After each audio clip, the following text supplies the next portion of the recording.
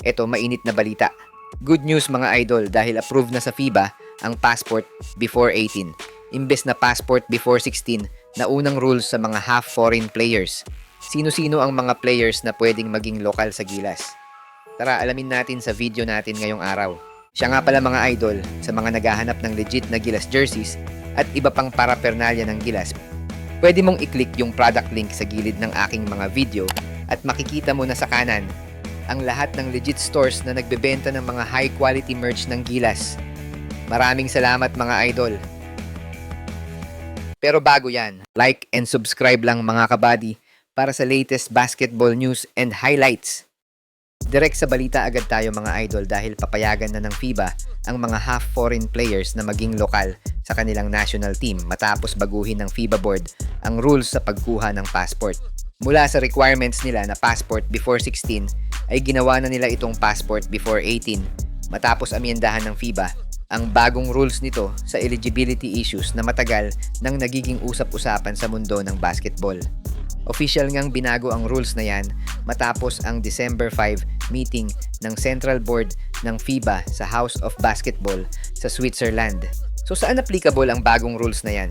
Ipapatupad ang rules na yan sa lahat ng official FIBA games kasama ang 5-on-5 at 3x3 event. Pero, yes may pero ang rules na yan.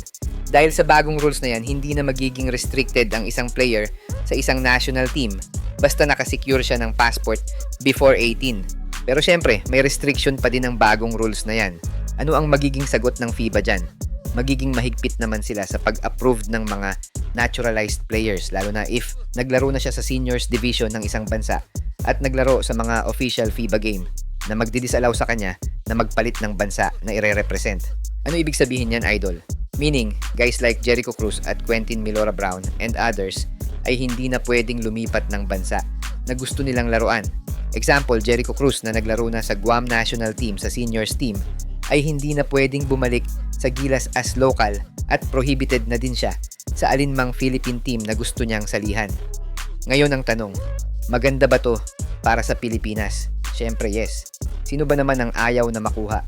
Ang mga players like Kaimani Ladi, Mike Phillips, Remy Martin para maglaro sa Pilipinas, di ba?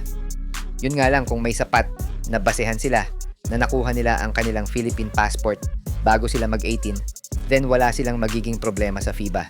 Ngayong naging 18 years old na ang age restriction ng FIBA para maging local, maraming bansa ang magte-take advantage niyan, lalo na mga Middle Eastern countries na kayang mag-recruit ng mga batang players from Europe para maging players nila. And para sa akin, ang 18 years old ng mga Western countries ay matanda na physically and considered na silang middle-aged man sa bansa nila. Lalo na ang mga Western people na kahit nasa 16 to 18 years old lang ay mga mukha na silang matanda compare sa mga Asian countries na mukha pang bata kahit nasa 18 taon na sila.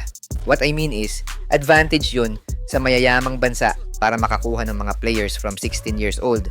Then after 2 years ay pwede na nilang isama sa kanilang seniors team bilang lokal nang walang magiging problema sa FIBA eligibility rules. Sa kaso naman ng Pilipinas, may mga players tayo na eligible sa rules na yan if nakakuha sila ng passport before 18.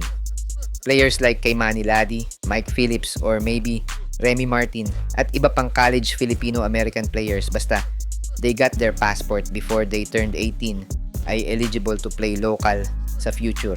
Sana lang makuha agad ng SBP ang lahat ng players na eligible sa rules na yan para mapili ang mga players na pwedeng maglaro sa seniors team ng Pilipinas.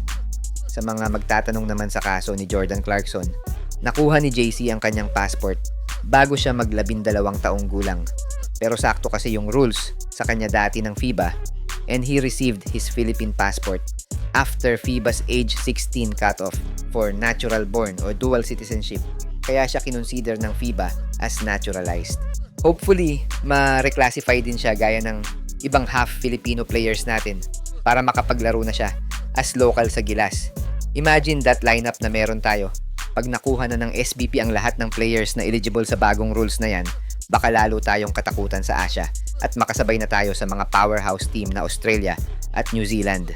Sa mga gusto pala manood ng laban ng Gilas sa FIBA World Cup qualifiers, nang walang delay at free for life, magbibigay po kami ng free live streaming link All you have to do is i-like lang po ang aming Facebook at YouTube channel para mabigyan po kayo ng unlimited access sa mga sports games sa buong mundo.